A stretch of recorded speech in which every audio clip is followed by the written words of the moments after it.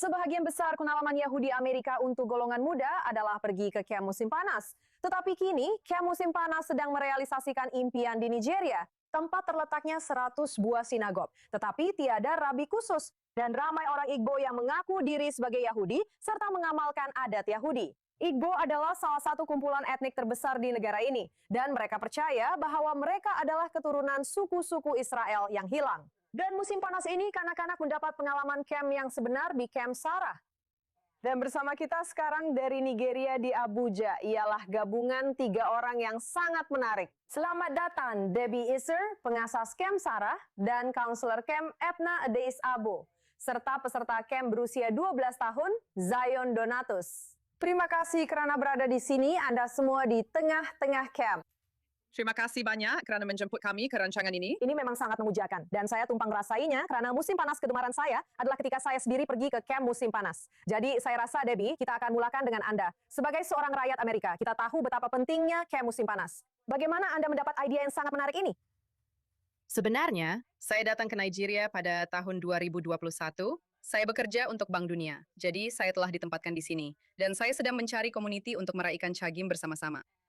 Dan saya telah mengetahui tentang komuniti Yahudi yang menakjubkan di Abuja ini. Terdapat 3 buah sinagog di sini, dan setiap satu mempunyai komuniti yang sangat kukuh, merangkumi pelbagai generasi dan penuh semangat. Dan Anda tahu, banyak perkara terasa begitu biasa pada masa yang sama, sambil mempunyai lagu-lagu indah yang mempunyai melodi yang berbeza. Jadi setiap kali saya pulang ke Amerika Syarikat, saya akan kembali dengan sebuah beg penuh tali totes, sederim, kipah, apa sahaja yang saya boleh bawa.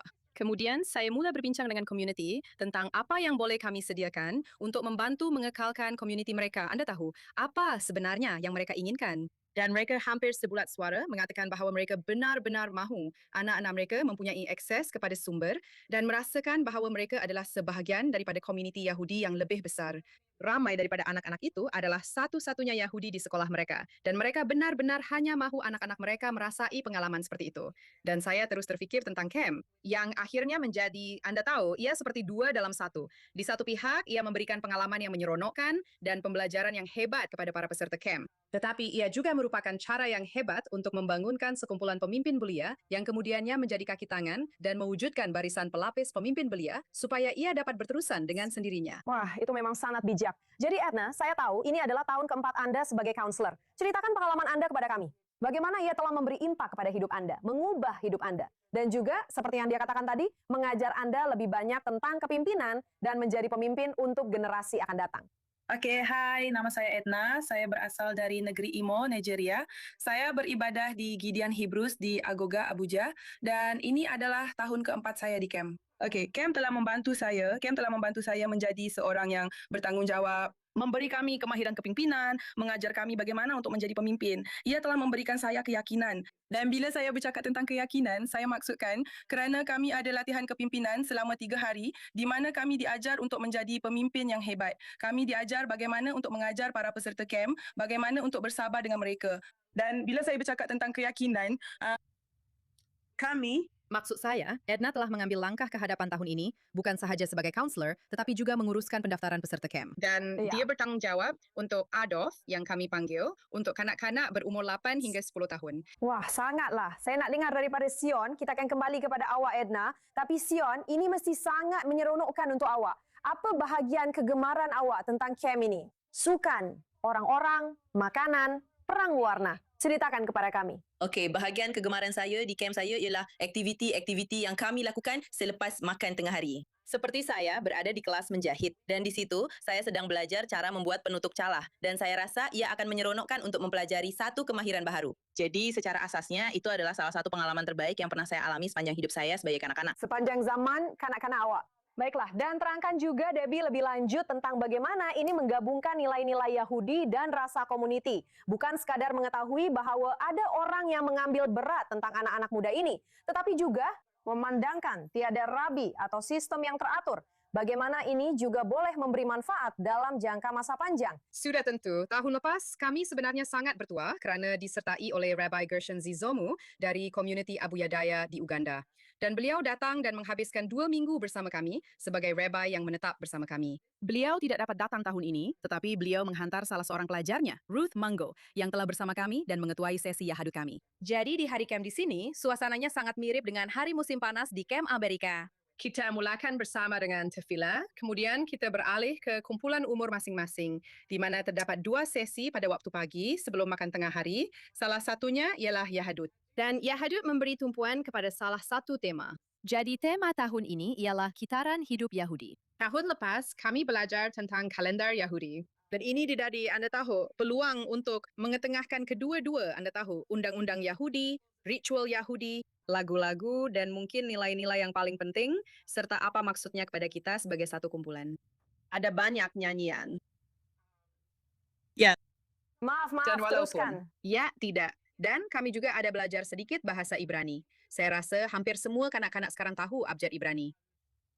Dan awak tahu, ada antara mereka yang agak maju. Ya. Itu menakjubkan. Jadi Edna dan Shoban untuk kamu juga, terangkan sejauh mana kamu tahu tentang agama Yahudi. Adakah ini sesuatu yang diamalkan di rumah kamu?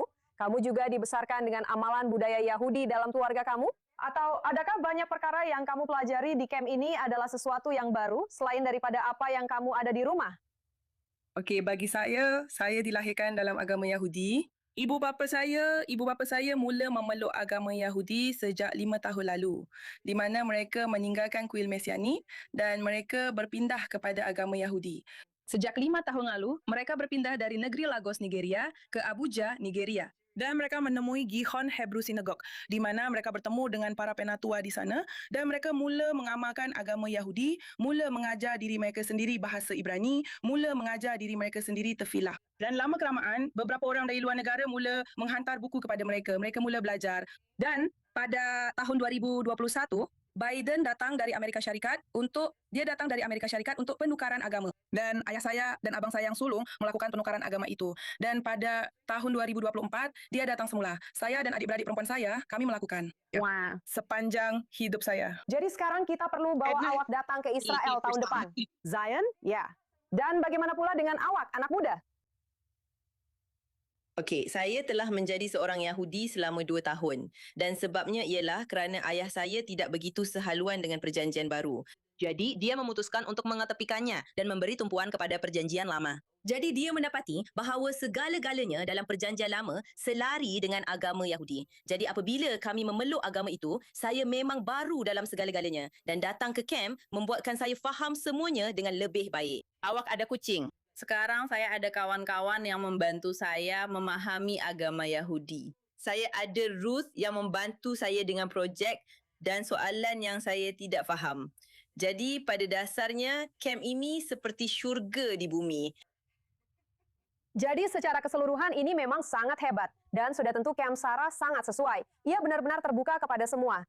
Debbie, apakah matlamat utama Anda? Adakah ini sesuatu yang Anda harap boleh dijadikan contoh di komuniti lain? Sebab kita tahu ia bukan hanya di Nigeria. Maksud saya terdapat banyak komuniti dalam pelbagai negara Afrika yang mengenal pasti diri mereka sebagai sebahagian daripada suku-suku Israel yang hilang. Maksud saya sudah tentu, modelnya tahun pertama kami mengadakan camp itu 4 tahun lalu sebenarnya adalah satu percobaan. Dan kami telah belajar banyak sejak itu dan kini mempunyai struktur yang baik yang berkesan. Kami sangat gembira untuk membawa perkara ini kepada komuniti lain. Rabbi Gershon dari Uganda sangat berminat untuk mengembangkan perkara ini dan mengadakan camp di Uganda. Dan kaki tangan yang telah kami latih dan yang pernah menjadi counselor di sini datang dari pelbagai bahagian Nigeria. Dan sebenarnya tahun lepas, kami menugaskan beberapa orang mengendalikan camp mini Camp Sarah di Port Harcourt dan satu lagi camp mini Camp Sarah di negeri Ebony. Jadi Anda tahu, kami melakukan banyak kutipan dana untuk mengekalkan camp ini kerana komuniti ini bukanlah komuniti yang kaya. Tetapi selagi kami mempunyai sumber, memang ada permintaan dan kami gembira untuk mengembangkan ini sebanyak mungkin. Wah, menakjubkan. Apa yang Anda lakukan memang sangat indah.